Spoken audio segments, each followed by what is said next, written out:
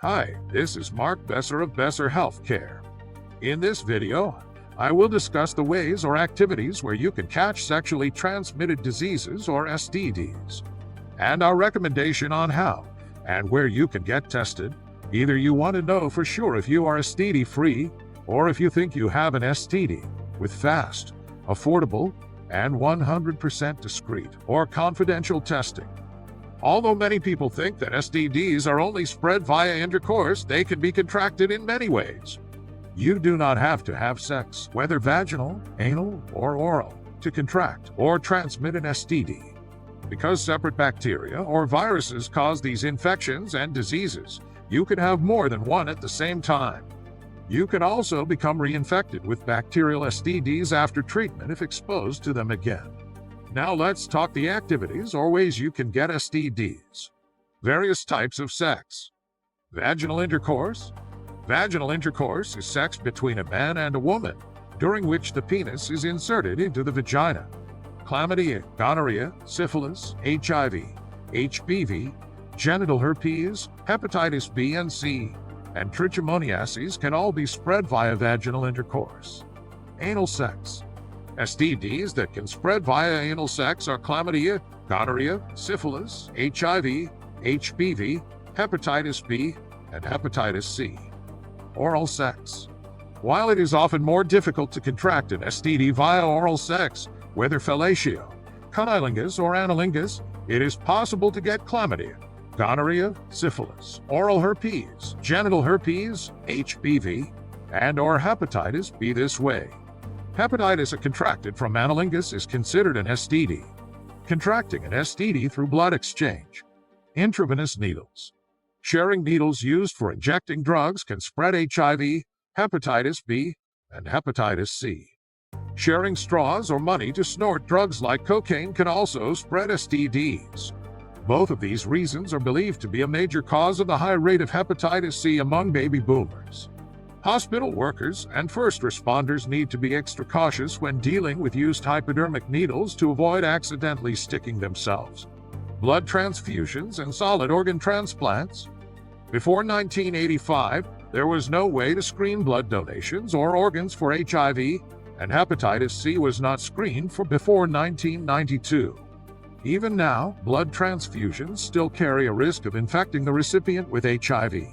Tattoo or piercing equipment that is not properly sterilized can transmit HIV, hepatitis B, and hepatitis C. Open sores, wounds, or cuts can allow infected blood to enter the body. Those giving medical aid need to be sure to have their sores or wounds completely covered as not to risk getting STD-infected blood mixed with their own. HIV, hepatitis B, and hepatitis C can all be contracted this way. Healthcare providers or first responders who come in contact with blood or used hypodermic needles need to be extra cautious to avoid blood-borne STDs and diseases. STDs with pregnancy and childbirth.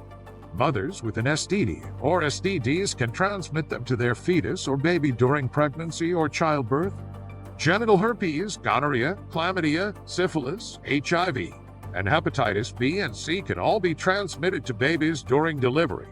HPV can cause genital warts, and if an enlarged wart blocks the birth canal, the baby will have to be delivered via cesarean section.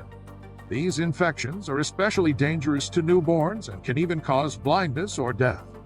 Breastfeeding. HIV can be transmitted from mother to baby during breastfeeding if the mother is HIV positive. Skin-to-skin contact.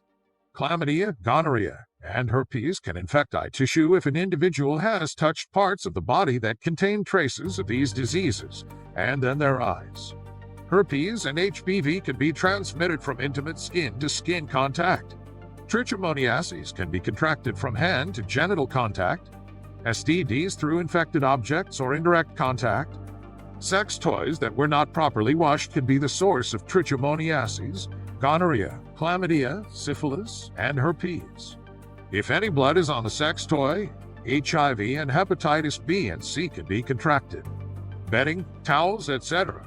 can host trichomoniasis, or crabs, or pubic lice for a while outside the body and spread infection. High-risk activities for contracting STDs. Unprotected vaginal or anal sex. Oral sex without a dental or sex dam. sharing needles and drug equipment, getting piercings or tattoos from improperly sterilized equipment. Having sex while under the influence of drugs or alcohol can make you more likely to participate in risky behavior, like unprotected sex or having sex with a stranger. Having sex with an anonymous partner. Having sex with more than one partner. Having sex with a partner who has sex with others. Low-risk activities for contracting STDs.